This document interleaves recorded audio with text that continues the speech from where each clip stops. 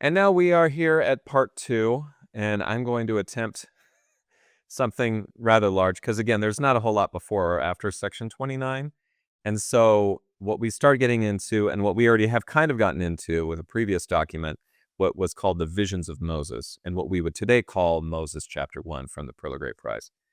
I'm going to attempt to dive into a little bonus material here about the Joseph Smith translation of the Bible.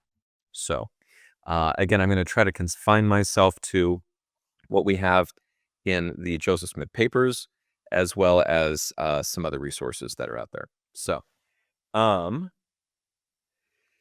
here we go.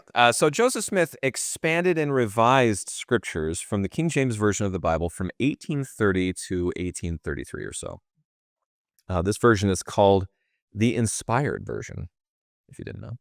And the original documents pertaining to this work were sold to the church in 2024. Again, as of this is April of 2025.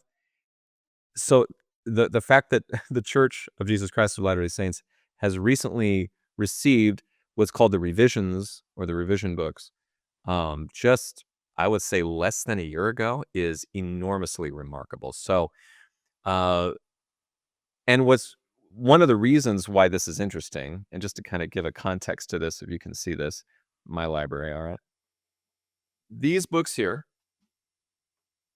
the purple volumes, are the revelations and translations. And I will just show you.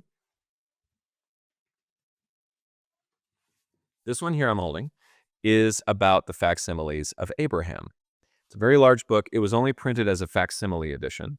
As you may know, I've been using the facsimile editions for the Revelation books, which is what our Doctrine and Covenants is based on. And that book was also very recently acquired by the church.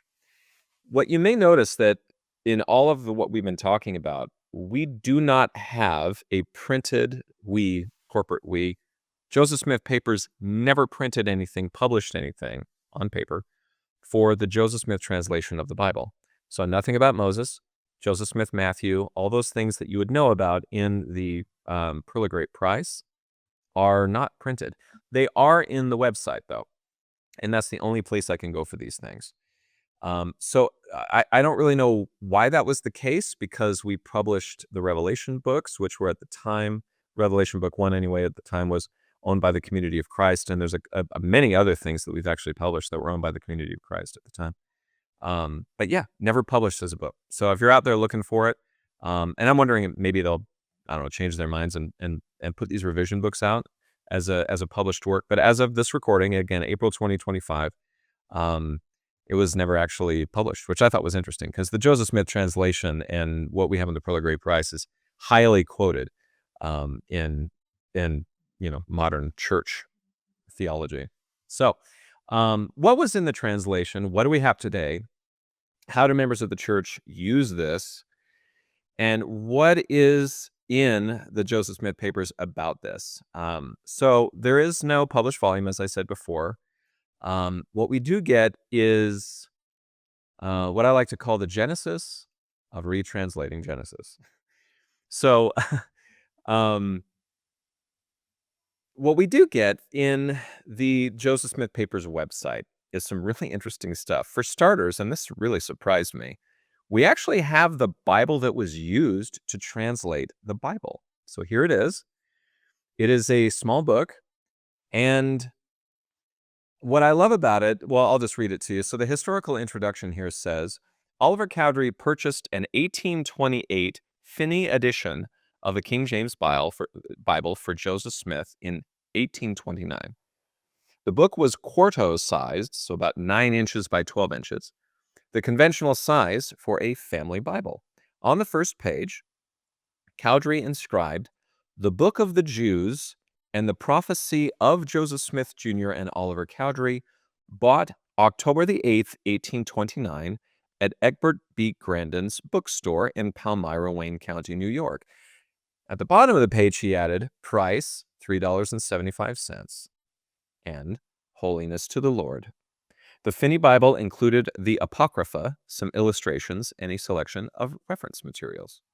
So it was bought at E.B. Grandin's bookstore, and it looks like it was bought right around the time that they were sort of negotiating with him. So I like to think, maybe the scene is that they go in and Oliver's like, "Hey, man, like, we're gonna publish a book here that's like the Bible.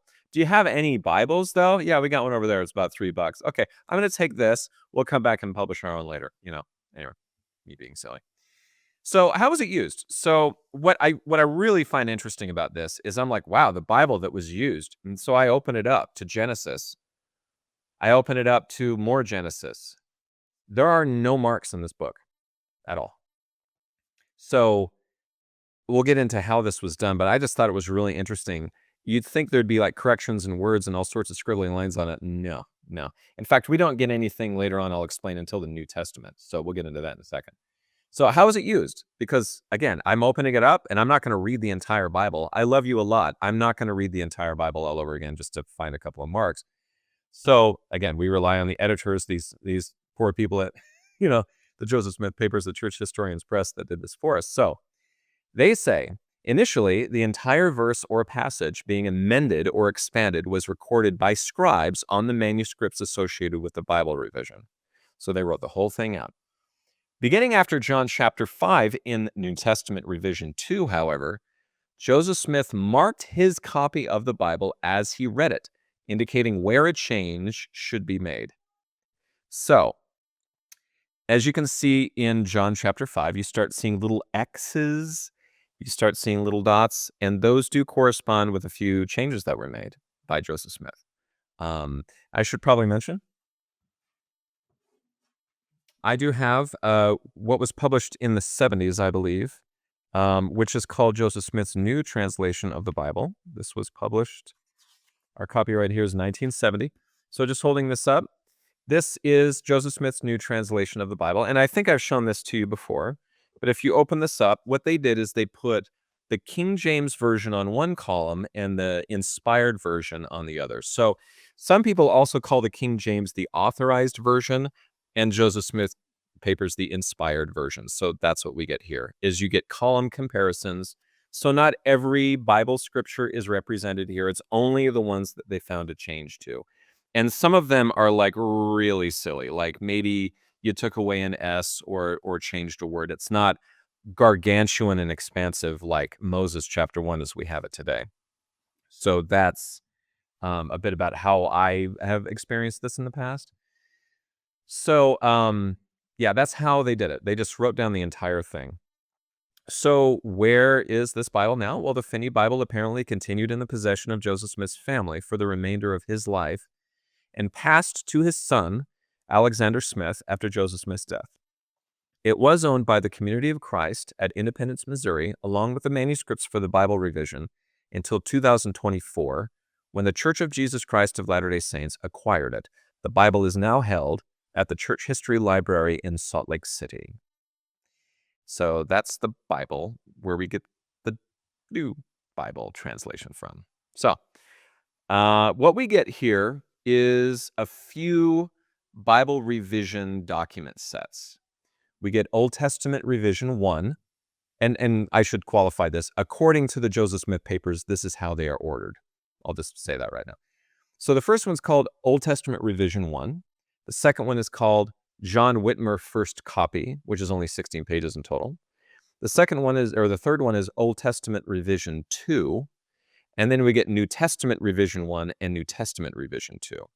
And that is kind of how they organize it. So I wanted to get into what these are and kind of how they use them. So I'll say this once. I'll probably say it again at the end. What this means to Latter-day Saints, I can only know this from my own experience, is in the 1981 version of I should probably say the 1979 version of the Bible, and the 1981 version of what we call the Triple Combination came later. But when they revised the Bible in the late 70s, in the apostles and a couple of other people were a part of this, tons of footnotes and all this kind of stuff. And at the end of it, at the end of the book, at the end of current Bibles to this day, you'll have a topical guide. You'll have what's called a Bible dictionary, just kind of explaining what words mean. And then you get to a section eventually called, there's even some maps in there, but eventually you get to a section at the very end called the Joseph Smith translation. And the purpose of the Joseph Smith translation is to put things in an appendix that wouldn't fit in a footnote. So if there's some lengthy thing, and you could search through my, new translation of the Bible here. Again, if I didn't make it clear, this new translation book with columns, totally published by the reorganization. This is not a Latter-day Saint publication. So anyway, but a lot of the other, and I would say probably most of the other changes in the Joseph Smith translation are small enough to just appear in a footnote at the bottom of the page. So that's how you would see it. The major things, again, the book of Genesis changes that happened. All of those were sort of cordoned off and given their own book called the Book of Moses in the Pearl of Great Price. The New Testament, same thing. Joseph Smith Matthew is an entire chapter of Matthew was retranslated by Joseph Smith. That was also given its own part of it. The Book of Abraham, those are papyri. That is not a Joseph Smith translation of anything other than the papyrus themselves. So we didn't look at the Bible and say, hey, this is different. That was a translation of papyrus. That was an entirely separate thing. And then you get in the Pearl of Great Price, the Joseph Smith history, which, boy, if you haven't been paying attention yet, that's what this whole podcast has been about, is the manuscript history of the church.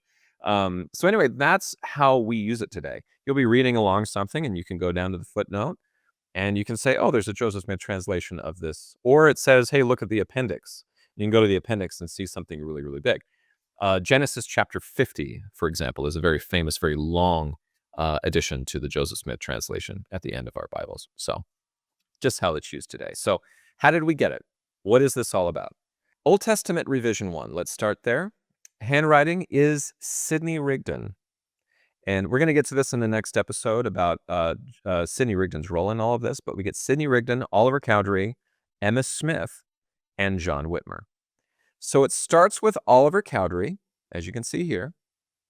Then it goes from Oliver Cowdery to John Whitmer, as you can see here. And then this is kind of fun. Then it goes to Emma Smith. And Emma Smith gets about 6 pages. And you can see her handwriting here. So we would have had more of her handwriting in the Book of Mormon, but the 116 pages were lost.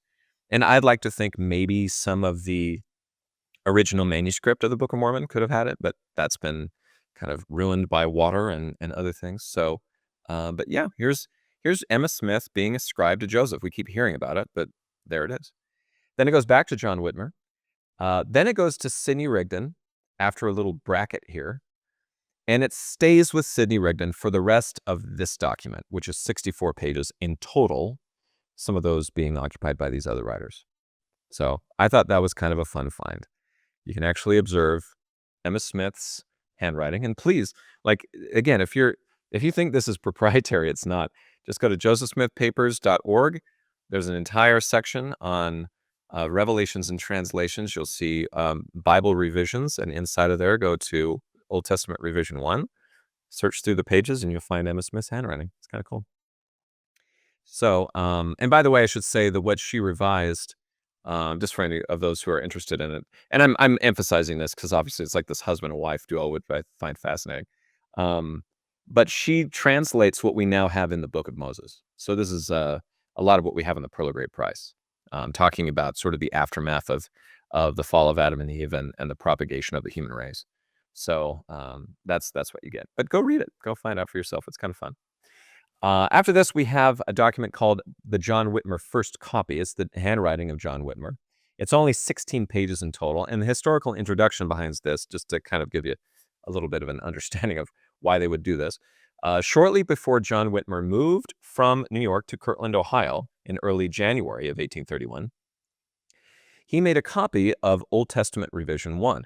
This copy includes the first 19 pages and the first 5 lines of page 20 of the revision, which is Moses chapter 1.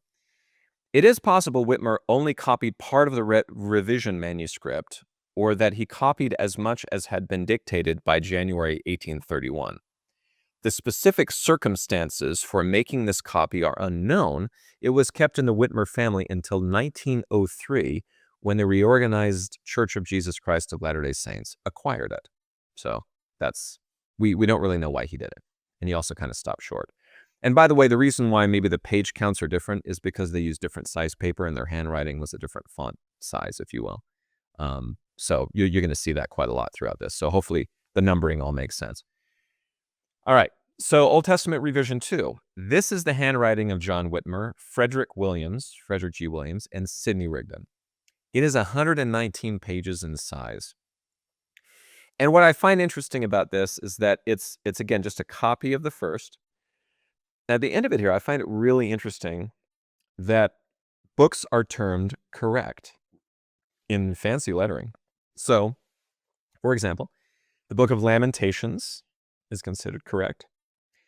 And really fancy writing, later we get Micah, Nahum, Habakkuk, Zephaniah, Haggai are all correct. And there are some small revisions in the new translation that I have. So what I did is I compared this guy, right? Is I was looking at the revision notes from revision 2, and it said those books are all correct. And so I was like, okay, so I'm going to open up my new translation, and I'm going to see if there's any Nahum or Habakkuk or anything like that. And when you know it, yes, there is. So not entirely accurate, this listing that they give. Habakkuk, for example, has something here that is very minuscule, like, maybe it's not plural or they flip the order of the words. So it's not like some gargantuan thing. These and not everything that shows up in this new translation of the Bible also shows up in the footnotes for the Latter-day Saint religion. And so I'll get into some of that in a second. But yeah, not all of this is like absolutely accurate, but I wanted to check it out. I thought that was kind of interesting. And also I should mention that the last page shows that Malachi is correct and that the work was finished on the 2nd day of July, 1833. So apparently they did feel like this was fully complete at the time anyway. And I also find it interesting that Malachi was considered correct because Moroni came and gave a different version of Malachi. But apparently, I guess in a way that's just considered a different revelation entirely. I don't really understand the logic behind that because an angel came down and kind of said, hey, like, it's a little different than what you have. Or maybe he was just saying something new. So I just find it interesting that was the case. So, the historical introduction behind Revision Book 2 states, Joseph Smith set aside work on the new translation of the Old Testament when instructed in a March 1831 revelation to instead begin working on the New Testament texts. Shortly thereafter, John Whitmer was directed by revelation to write and keep a regular history and assist my servant Joseph in transcribing all things which shall be given him. Among other undertakings, he proceeded to create a duplicate copy of the existing 61-page Old Testament manuscript. The second manuscript featured here is now designated Old Testament Revision 2. At the same time, Joseph Smith commenced work on the New Testament and continued until July of 1832. And further to this, after the completion of his new translation of the New Testament in late July 1832, Joseph Smith resumed his revision of the Old Testament, now assisted by Frederick G. Williams as scribe. When his work resumed, it was John Whitmer's copy, Old Testament Revision 2, that became the working manuscript for the rest of the Old Testament. A year later, Frederick G. Williams noted the completion of the work on the text, writing at the end of Malachi, quote, finished on the 2nd of July, 1833. So there's a lot more pages here because they kind of started over here with Old Testament Revision 1, things passed, then they kind of started again on Revision 2, and then used that to keep it going towards the end of the Old Testament. So just a little bit about how they did that. So what are the methods behind it? Well, Old Testament Revision 2 contains 119 pages. The first 59 pages contain Whitmer's copy of Old Testament Revision 1. At first, Joseph Smith continued his earlier practice of having entire verses written out in the manuscript to record a change. After several pages, however, he switched to a procedure that he had adopted during his translation work on the New Testament. Rather than record the entire verse, Joseph Smith marked his copy of the Bible as he read in it, indicating where a change should be made. In the manuscript, Williams wrote the scripture reference and the specifics of the revisions, thus saving time and space. In effect, the notations made in Joseph Smith's Bible, coupled with his scribe's inscriptions in Old Testament Revision 2, now constituted the revision project. In total, Joseph Smith made changes to about 1,300 Old Testament verses. Some of the more prominent revisions, clarifications, and corrections Joseph Smith incorporated into Old Testament Revision 2 included important material related to Joseph of Egypt, added to the later chapters in Genesis, a clarification in Exodus regarding the hardening of Pharaoh's heart, and additions to Isaiah 29, foretelling the coming forth of the Book of Mormon. So that's what you get out of Old Testament Revision 2, which is kind of fun. So again, if you have the patience for it, go through and you can actually read the whole Bible that he read the translations from, and you can read the entire manuscript pages that they have. They were recent acquisitions, and so now they're on the Joseph Smith Papers website, which is kind of fun. So then we get into the New Testament. We get 2 revision books. So Revision 1 is in the handwriting of only Sidney Rigdon. It is 65 pages long, and the historical introduction we get to this says, he, assuming Joseph Smith, and Sidney Rigdon began the new document on the 8th of March, 1831, titling it, quote, "A translation of the New Testament translated by the power of God," unquote. It is currently designated as New Testament Revision 1 and consists of 65 pages, all of it in Rigdon's hand. New Testament Revision 1 presented here begins with Matthew chapter 1, verse 1, and continues through part of Matthew 26, verse 71. It was copied almost immediately by John Whitmer, who had been directed by revelation to write and keep a regular history and assist my servant Joseph in transcribing all things which shall be given him. Whitmer's copy, New Testament Revision 2, became the working copy of the New Testament for the revision project, and Joseph Smith's subsequent corrections to the text were inscribed on it. Consequently, New Testament Revision 1 is largely free from later revisions and emendations. Although the exact date Joseph Smith stopped work on New Testament Revision 1 is unknown, it was apparently prior to his and Sidney Rigdon's journey to Missouri in June of 1831. Further to that, an analysis of both New Testament manuscripts indicates that Joseph Smith made changes to about 2,100 New Testament verses. He introduced several significant changes to the King James New Testament text in New Testament Revision 1. Among other revisions, he revised and clarified material related to Matthew chapter 24, John the Baptist's role, and some aspects of the Sermon on the Mount and the Beatitudes. So if you're not aware, in the Pearl of Great Price today, you have a section called Joseph Smith Matthew, and that is a retranslation of Joseph Smith of Matthew chapter 24. But I will say that it's kind of like a little before our current, like the King James version of 24. So it's got a lot of verses in there. So many changes. Yeah, they gave it its own section, and it is, technically speaking, a book of its own in the Pearl of Great Price. So that's that. And we have a second revision. So this one's in the handwriting of Sidney Rigdon, John Whitmer, Frederick G. Williams, and an unidentified scribe. It is 206 pages in length. And so the historical introduction to this says, John Whitmer, who had been directed by revelation to write and keep a regular history and assist my servant Joseph in transcribing all things which shall be given him, I think I've read that 3 times now, began in early April 1831 to copy New Testament Revision 1 through Matthew 26, verse 1, stopping a little short of where Joseph Smith and Sidney Rigdon left off before they traveled to Missouri in June of 1831. When Joseph Smith resumed the revision of the New Testament, he did so using Whitmer's copy, currently designated New Testament Revision 2. He began with Matthew 26, verse 1, though he had previously translated through Matthew 26, verse 71 in the New Testament Revision 1. Work continued on the rest of the New Testament through late July of 1832. In addition to Sidney Rigdon, Joseph Smith was assisted by John Whitmer, Frederick G. Williams, and Jesse Gause, or Gause. I think it's Gause. Maybe it's Gause. Anyway, Jesse, good guy. Further to this, New Testament Revision 2, presented here, consists of 203 pages. Work on this manuscript was completed in Kirtland and Hiram, Ohio. So, how much do we get? 2,100 New Testament verses changed.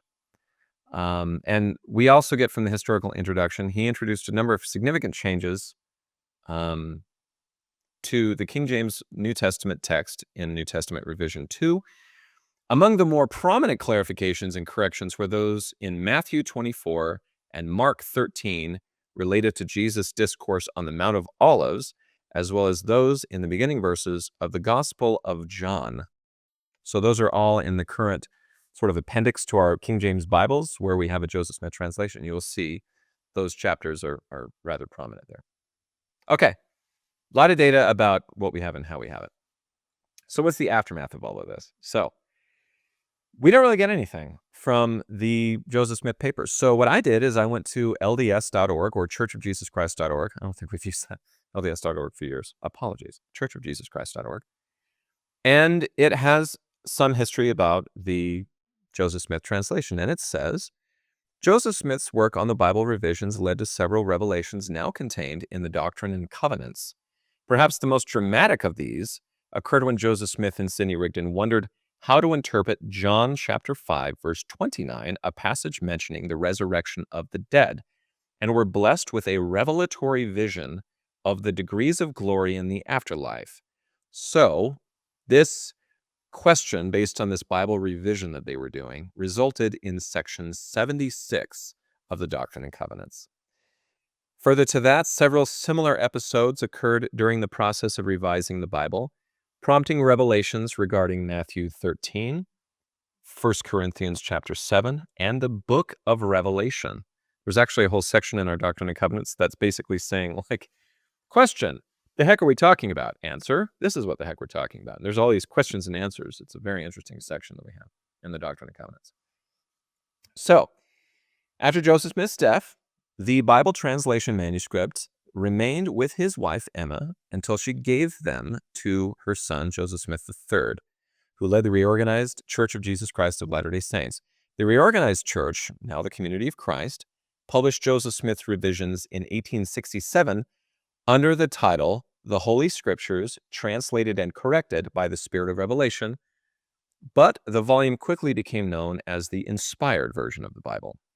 Brigham Young, then president of the Church of Jesus Christ of Latter-day Saints in Utah, expressed skepticism of the accuracy of the publication, having not had the chance to review the manuscript sources himself. Despite processing a handwritten copy of some revision manuscripts, the church, under President Young's direction and for a century thereafter, did not publish an edition.